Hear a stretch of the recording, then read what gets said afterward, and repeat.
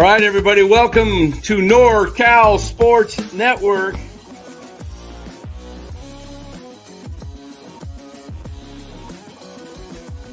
And this is the same hat that Brock Purdy's dad wears.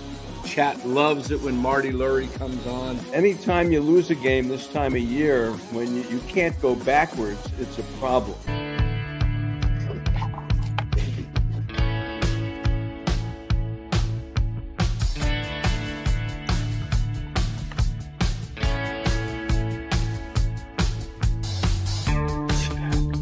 All right, everybody, welcome on in. NorCal Sports Network. San Francisco Giants taking on the chin today against the Milwaukee Brewers. The final score 11-5. We'll get into the details of the game here in the cold desert today. In the chills, it's in the mid-50s today. Overcast, but we'll get into the game. First of all, let us thank our sponsor, as always, Chapman Law Group. Chapman Law Group, located in Marin, licensed in all in California. Give Chapman Law Group a call for all your legal needs. Maybe it's a personal injury situation you got and you need help. Give Chapman Law Group a call. They'll definitely help you. The call's free. The advice is free for 415-613-9483. Give Chapman Law Group a call today. All right, everybody, welcome on in. Giants, 2 games in a row they've lost. Now they fall to 13-5, I believe. I think it's 13-5, but yeah. But it's it's spring training. A couple big performers today. Luis Matos, 1 for 2 with a home run, base on balls. His first walk of the spring. You know, anytime Matos walks, that's good sign. He's going up there hacking, and he made a nice diving catch into the center field, or a running catch into the wall today. So Matos, probably the star of the game. Also, a couple concerns maybe. Ramos 0 for 4 at the top of the lineup, 3 strikeouts. Tyler Fitzgerald 0 for 3. With 3 more strikeouts as well. Fitzy and Ramos, you want to watch those Ks. And a lot of the regulars didn't play. Adames and Chapman and Flores, Wade. These guys were out. So they brought their youngsters over from Scottsdale. About a 30-minute bus ride over to Maryville, where the Brewers play. And if 30 minutes, maybe even 20, you know. The ballparks in Arizona, it's awesome, guys. They're all close together. It's not like Florida where you got a 2.5, 3 hour bus ride on some occasions. The longest bus ride here in the Valley would be from Sloan Park, where the Cubs play in Mesa, out to where the Rangers and Royals in Surprise. That will take you about an hour and 20 minutes. That's the longest apart. But most everything is within half hour. Some of them are 45 minutes, you know. It's just a big loop. If you've been to Arizona, you know, we've got the 101 freeway and the 10 freeway, and the 101 loops all the way around from the west side all the way to the east side, over into the Mesa area. So it's pretty cool. It's pretty cool down here. And I love all the ballparks. Have I been to all of them except Sloan? Yeah, I've been to every ballpark. Let me name the ballparks here. I can look over my shoulder here, and I could see the hats. The Padres and the Mariners play. I've been to that ballpark. They share a park. The Dodgers and White Sox share a park. Brewers have their own park. I've been to that one. The Cubs, I have not been to. Let me get the rest of the hats. I got to move over. Okay. Nobody in the American League East is out here. Cleveland shares with Cincinnati. I've been to that ballpark. I mentioned KC in Texas. They share a park. I've been to that one. Angels have their own in Tempe.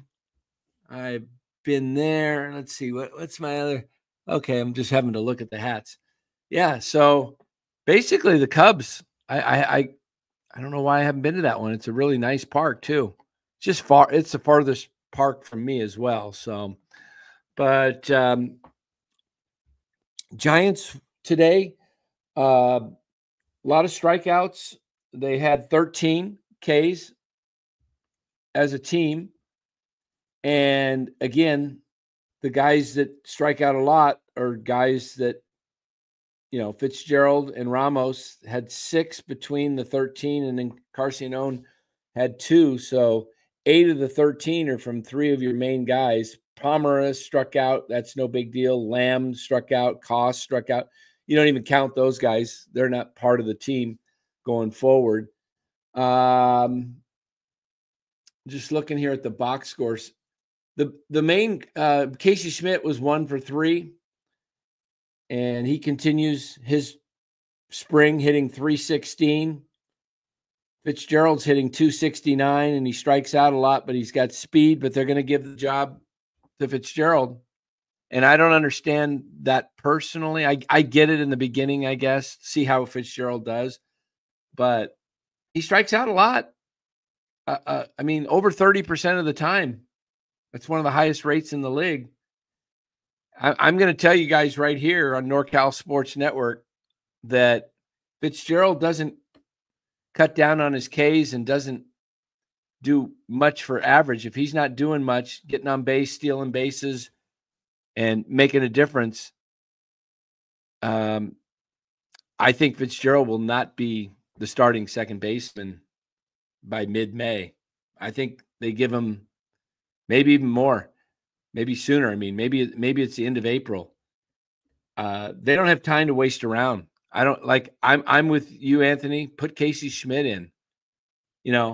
I've been calling for Schmidt for a long time. Guys, I called for Ramos for a long time, for years, and we'll see how this does. I've been calling for Matos.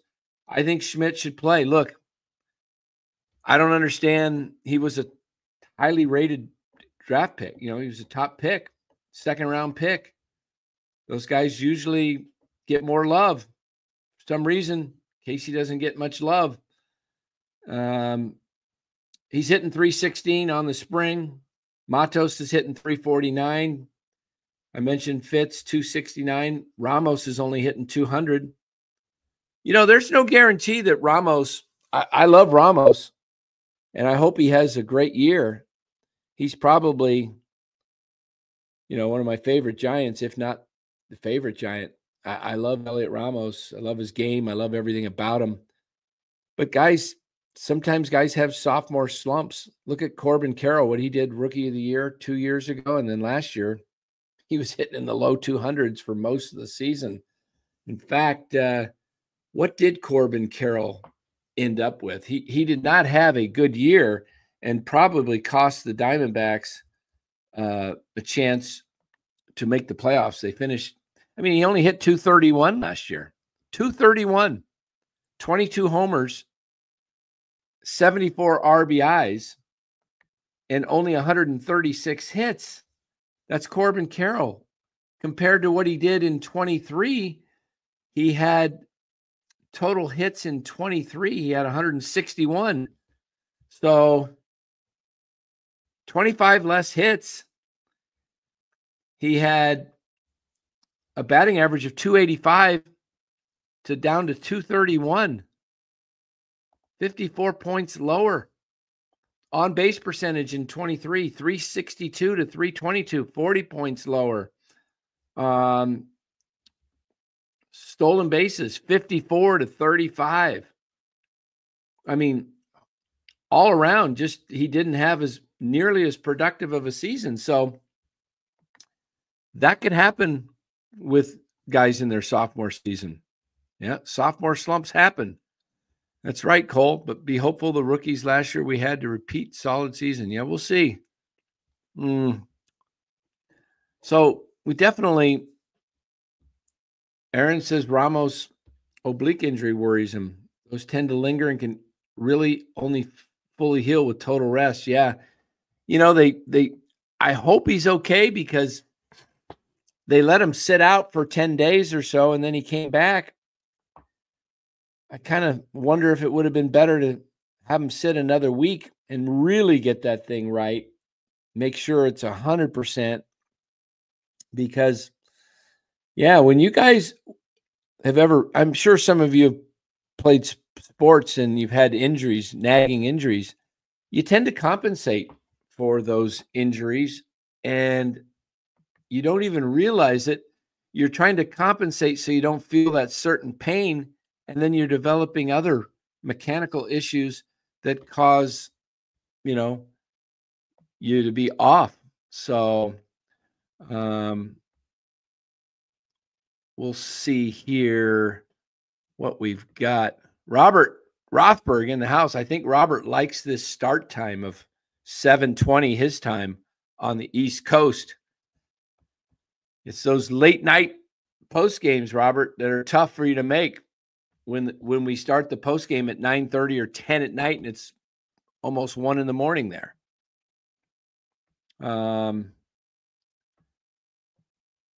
Robert says, I thought spring training stats are insignificant. Well, then so are wins, Robert. So are wins. You have, if everything is insignificant when it comes to spring training stats, I mean, in many ways they're insignificant, but you also look for patterns. As Ned Colletti said, in spring training, you don't necessarily look what a guy can do. You look for what he can't do. And if guys can't make contact, that's a huge thing. It really is. So late night post games forced me to take 2 naps. All right. Cole is Cole on the East Coast? Let's see. Somebody said some Florida. Robert's in New York. Do we got anybody in Florida? So the remaining schedule for the Giants, it's we're getting down to the last week, guys. Tomorrow is Saturday, and the Giants play Seattle at home, and then they enter the final week where they have 6 more games, 7 if you count the split squad. So tomorrow by the way, guys, I meant to get to this and I totally went over my head as I got into some other stuff. We were talking box score. Jordan Hicks did not have a good outing today. Jordan Hicks was hit up pretty good in the 3rd inning.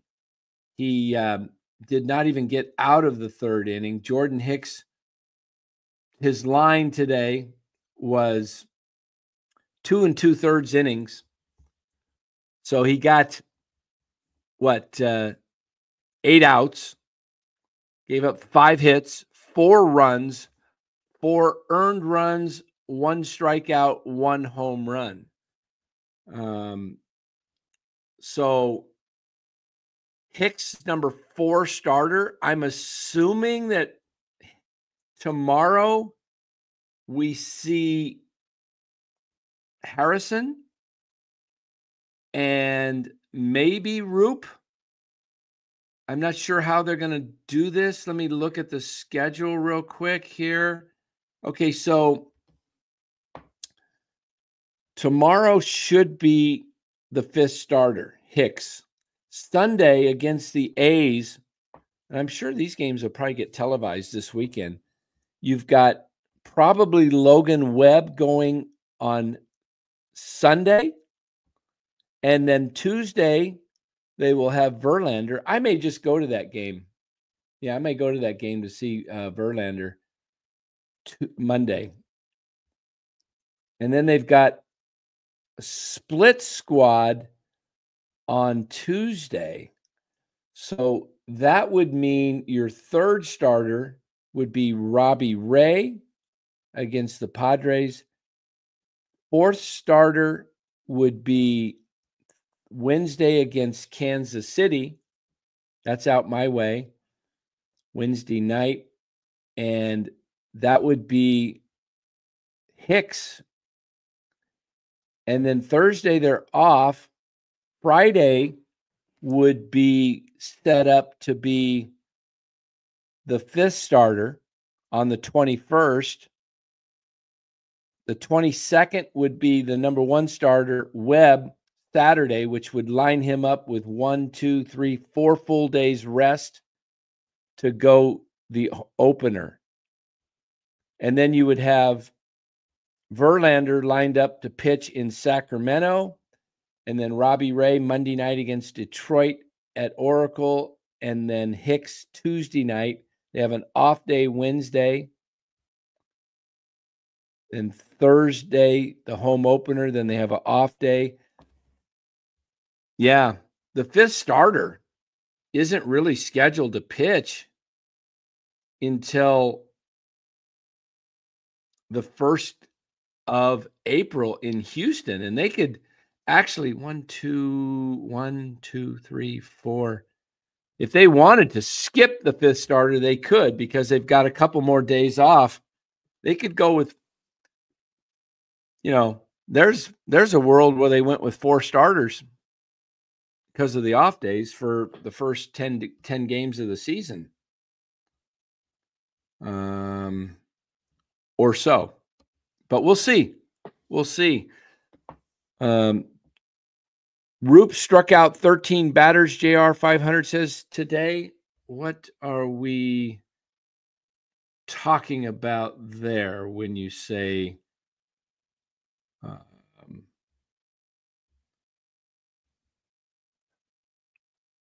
he says 9. What kind of game was that today? Was that a simulated game? He did not pitch in the regular game, JR 500. I didn't hear anything about Roop unless it was a simulate. Oh, Papago? Okay. So it was the minor league game that he pitched, probably. So Roop got his work in, because he would. So he got 9 strikeouts. Do we have any numbers? Simulated game. Do we have any? How many innings he pitched in that simulated game? So Lou Trevino pitched an inning and a third, 2 strikeouts, has a 0 ERA. I think he's looking good. Eric Miller, 1 inning pitched, gave up 4 hits, 2 runs, 2 earned runs, struck out 2. The guy that got blasted today is a guy by the name of Juan Mercedes, not to be mixed up with Juan Marichal. Juan Mercedes, 2 innings pitched, 4 hits, 5 runs, 5 earned runs, 3 base on balls, 3 home runs. Yikes. Juan Mercedes, enjoy your stint in the minors, obviously. And then Diaz came in and mopped up, pitched the 9th inning. That would be Miguel Diaz. He went an inning, 2 base on balls. So really, it looks like Hicks, Trevino, and Miller. Those 3 guys probably be, it looks like Trevino will make the staff. Roop walked 1, gave us up 1 hit over 6 is what Mike Val says he thinks. So, okay. Hey, I've been saying this, JB. I don't think the Giants think this way. I don't know. To me, it's just utter nonsense to let a guy like Jordan Hicks dictate him being a starter. Look, if you're going to give him a starter, I got a very, very short lease this year with Jordan Hicks. Out of his first 4 outings, if 2 of them are mid or worse, I'm yanking him. I'm not playing around. I'll give him 4 starts. And if 50% of them are not good or just, I'm moving him to the bullpen and I'm making some trades. I would love for the Giants to get Sandy Alcantara, but we'll see where this thing goes. Let's see. Who do we got in here? I see somebody say, hey, even your dynasty show. Hey, is Cody in here? I don't see him. Maybe let me go through the chat here. Oh, there he is. Yeah, really no reason to skip the fifth starter. Yeah, probably not, Cody. They probably won't, because I'm just saying they could if they wanted to, but you're at this early in the season, you're probably better off just getting guys that extra day of rest on the days off. So I do think this whole situation of the fifth starter, it's going to be very interesting. I think Harrison goes tomorrow, and I would say if Harrison does not have a good outing tomorrow, that the job probably goes to Roop. There's only one more start after this for the fifth spot. I don't know what's happening with Birdsong. Not hearing much about Hayden Birdsong. He's pitched the least amount of innings, I guess, besides Harrison. Birdsong hasn't pitched that much. Roop's getting more innings. So we'll see where this goes. I think Birdsong has the best potential of all of these three guys just because of his stuff and his demeanor. I just really like Birdsong. To me, he looks, and I really like Landon Roop. I don't know if you guys heard the story about Landon Roop last night. He was on Marty Lurie's show, and he was talking. He's from North Carolina, and he's a hunter, and he went face to face with a bear coming straight at him. And he said all he had on him was his revolver, which wasn't going to do anything. And, the bear ended up turning the other way. But my goodness, I kind of like a guy like that as a bulldog. So, absolutely, Cody, 100%, 100%. I don't understand this Hicks thing. It has baffled me from the moment the Giants announced that Hicks was a starter going into spring training. I just don't understand the mindset that you say the fifth starter is up for, it's up for the job. Who gets it? It's a competition. But Hicks is given an automatic starting pitching job when you got Roop and Birdsong, who I think would be best at 4-5 over Hicks and maybe Harrison. So I'm baffled by that one. I really am. I'll tell you a guy that might really have a breakout year in the starting rotation. I kind of look for Robbie Ray to have a possible big bounce back year. Guys, he's totally healthy. He's 2 years removed from the Tommy John. And what did he have that? Early 23, like May? I think he had it in May of 23. So he's coming up on 24 months. When I talked to John Brebbia after he had Tommy John surgery, he said he didn't really feel himself like 100% until about 18 months. If you remember John Brebbia, when he came over to the Giants and he was in the 21 season, he was coming off of Tommy John, and he did not pitch well in the 21 season. And he came back around 12, 13 months afterwards. And it wasn't until the next year where Brebbia was really kind of dominant again. So I really like to see, I think Robbie Ray, he's a guy that look for him to be at the top of the league in strikeouts this year. This guy strikes out a lot of guys. And the key for Robbie Ray and the Giants is getting him into the sixth inning. Hopefully he can get some quality starts this year and get through 6, but you want to get Robbie Ray into the sixth inning. If Robbie Ray is throwing too many pitches and he's only going 4 innings, that's going to take its toll on the bullpen, and it's going to have longer term effects as the season wears on. So Robbie Ray, they have got to get him throwing strikes. That's one of the things the Giants have really done well this spring. The starting pitchers have been throwing strikes, and that's something that, I think the new pitching coach is working with this team is, start throwing your stuff in the zone, attack the zone, be on the edges of the zone, and stop wasting pitches. You can have an 0-2 pitch or a 1-2 pitch that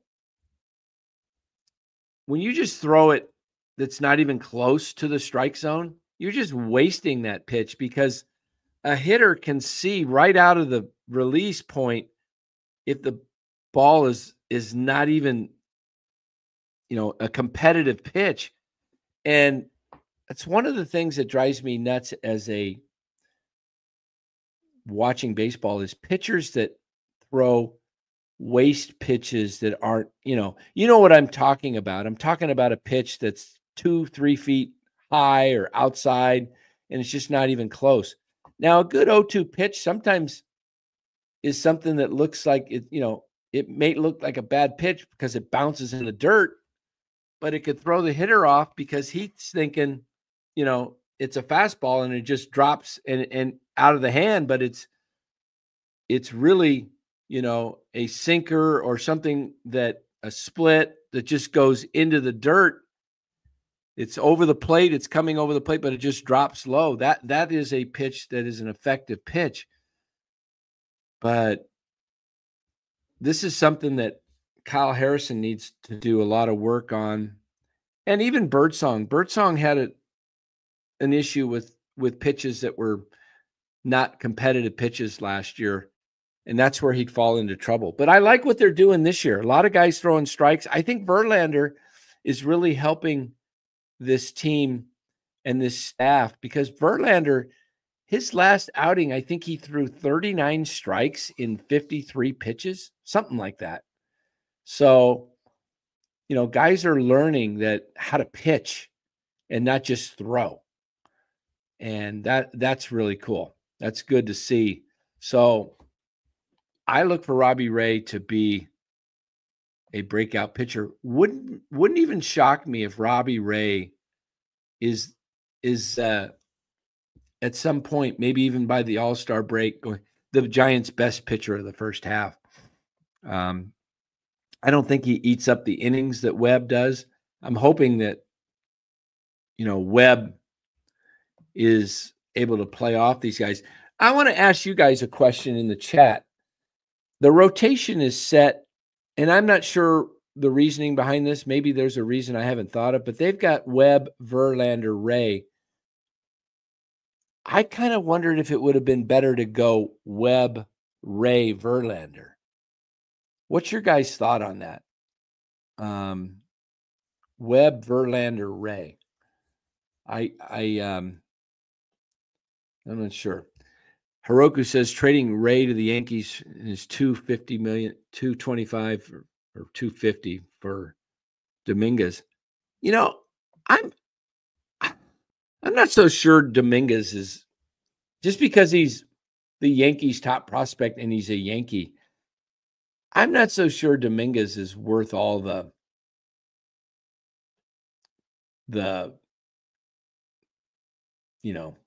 all the smoke, let's say. I'm wondering if it's more smoke and mirrors with Jason Dominguez. We'll see. He didn't tear up. If you look at his career, I don't see him like tearing up the minor leagues. I have a feeling Jason Dominguez is, because he's a Yankee, he's getting more pub than, some of these other guys that are younger. I don't know. That's just my thought. We'll see. It'll be interesting to see what the Giants do with the roster. Guys like David VR is out of options. So are the Giants going to try and trade him? Can they get anything for him? We had Mike Val mentioned yesterday, getting the Yankees number 9 prospect, a 6'7" pitcher. I think he was a lefty, if I remember, not sure, but said that there was some interesting things about this prospect. I think he was the number 9 ranked prospect in the Yankees org.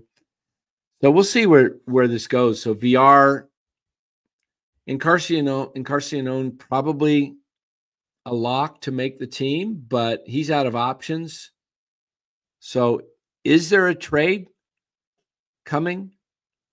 Hunter Bishop, another guy that's interesting to me with the Giants. He's not going to make the club. He'll be in Sacramento, but he stayed healthy last year. If he stays healthy this year, I mean, remember, this guy was the 10th overall pick, and many thought in the 2019 draft, it's been a while, he's getting up there in age. I think he's like 26, 27 now. But Hunter Bishop was the 10th overall pick in that draft, Farhan's first draft, and many thought Hunter Bishop was the best athlete coming out of that draft. Does he have anything in him to show something at some point in the 25 season where he puts it all together? I don't know. I would say this is, look how long Yaz took to get to the big leagues. I think he was 28 when he first made it to the big leagues. He'd spent something like 10 years in the minors, or was it 8? Something crazy in the Orioles organization. Does Hunter Bishop have anything? And he's talented, right? I mean, he was super talented at Arizona State.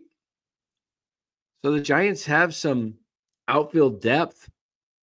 So I don't really see them trading for a Dominguez when you've got an outfield of Ramos and Matos and McRae, I'm not counting Yaz, and Lee.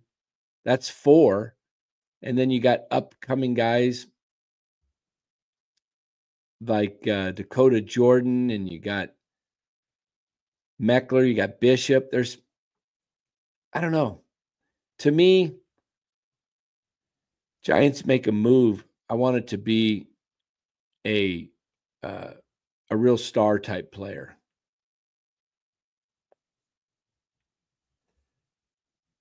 Mike Val says, if anyone scouted VR hit a home run again today, by the way, guys. Giants, I think they had 4 homers today, 3 or 4. Let me see. The Giants home runs today was Matos, VR, and Diaz. Yeah, 3. Kid Diaz is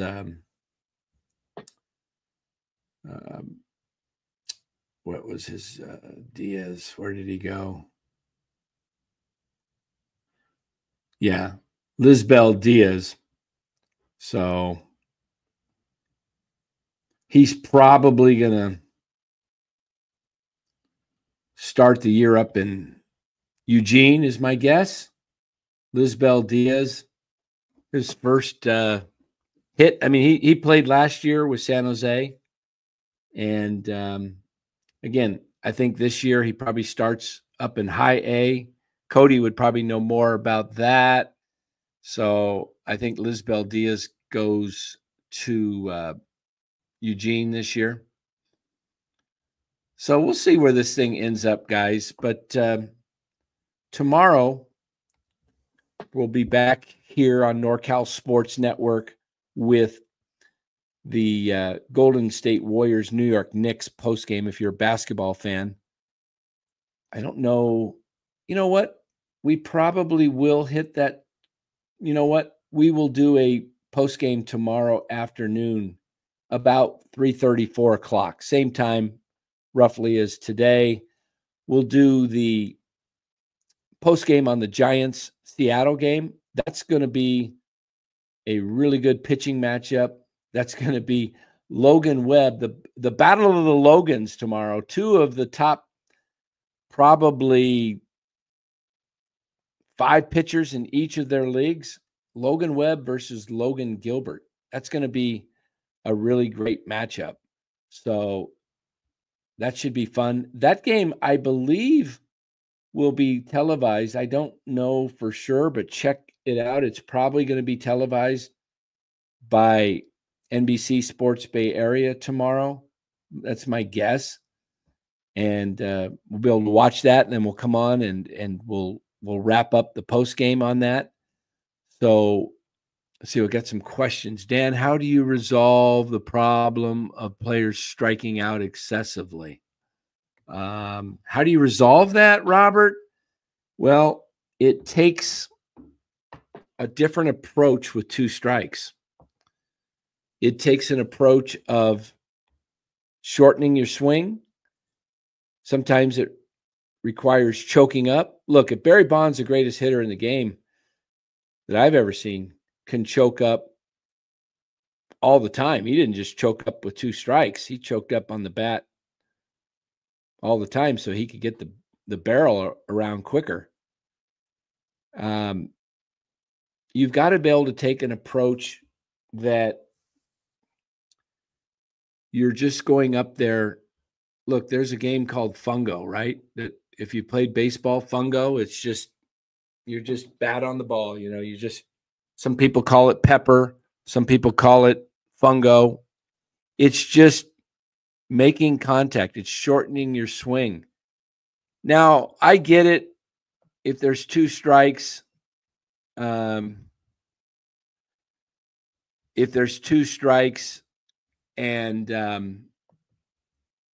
nobody's on base, right? If nobody's on base and there's 2 strikes and there's maybe 2 outs, you're not trying to just make contact. Sometimes I get a guy trying to go for it at times. That is totally fine, but you can't expect.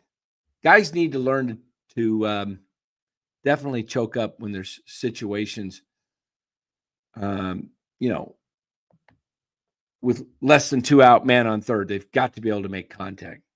So you got to figure that out. So you have to. So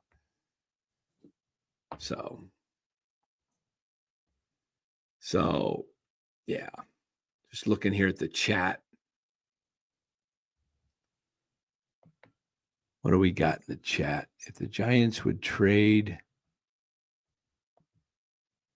Yaz, could you get a solid lefty reliever? You might be able to. Depending on the team and what the team needs are. It's Pepper. Dan, Anthony, I think you asked this the other day. Dan, I don't understand your question, Anthony. Why you don't understand? Maybe you don't understand why Bonds choked up. That's not why, Dan. Why did Bonds choke up? He choked up to improve his bat to ball quickness. Very simple. Help him catch up to faster pitches. I mean, I don't know. Is there another reason?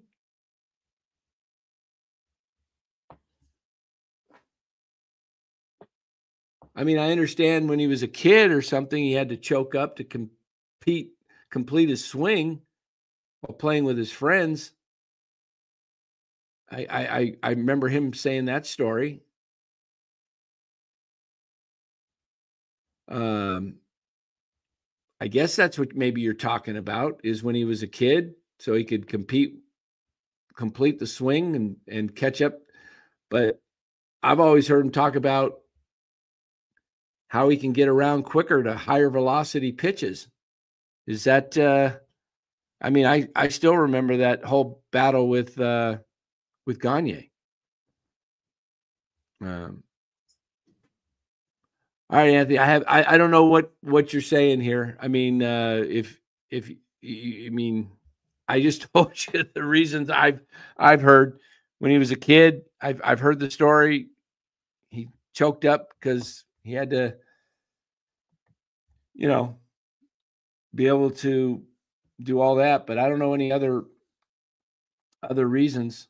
I mean, he used a big bat. The bats were bigger and they were too big for him when he was little. I get that. I mean, didn't we all use a big bat when we were kids? the only bat you had and it was too big. But Bonds didn't use a heavy bat or a big bat in the big leagues, but he still choked up. You know, it makes sense, right? If you're choked up a little bit, it makes the bat, you can get it around quicker versus the big, heavier bat. Yeah. So, all right, let me.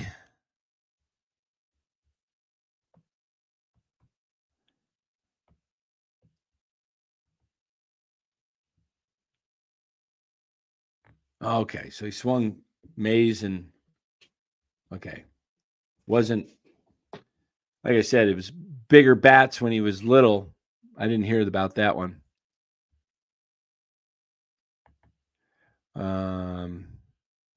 Okay. Any more before we finish up? Yeah, that's true. Wherever Yaz goes, they're probably going to have to eat salary. They had to eat Taylor Rogers half his salary. So, well, guys, thanks for joining us today. We've been going 40 minutes, so we're going to get out of here. We will be back tomorrow about 3:30, 4 o'clock. Giants, Mariners, post-game, the Logan Gilbert versus Logan Webb matchup. That one tomorrow, guys. Look for guys to go 5+. I would think if Webb can get, he's probably going to be stretched out tomorrow, my guess, to about 75, 80 pitches. So you might get Webb to get through 6. And next start, they want to get him up closer to 90 before the home opener or the season opener in Cincinnati. So Logan Webb, 2 more starts tomorrow. And then next week will be his last start before the season begins. And the good news, by the way, guys, for Giants, I mean, this is the time of year you don't want to get games rained out. And we're having our worst weather yesterday and today. Supposed to rain today, about 94% chance of rain still. But as we go into tomorrow, we're warming up. Today, we're in the mid-50s down here in Arizona. Tomorrow, upper 60s. Sunday, through the rest of the week, we're going into the 70s. And by the time the Giants leave camp next Saturday, we're up to 80. So full good week of weather the last week here in Arizona, which is very important because you don't want to lose a game or two where guys don't get to pitch and it throws off. For example, if Webb got rained out on his start, it would not be good because, there's no other games. He'd have to throw a simulated game or something like that. You don't want to throw him off his day's rest before the season opener in Cincinnati. So, guys, thanks for joining us. We will catch you tomorrow afternoon, 3:30 to 4. We will see you then. Take care, everybody, and thanks for watching. Make sure you do hit the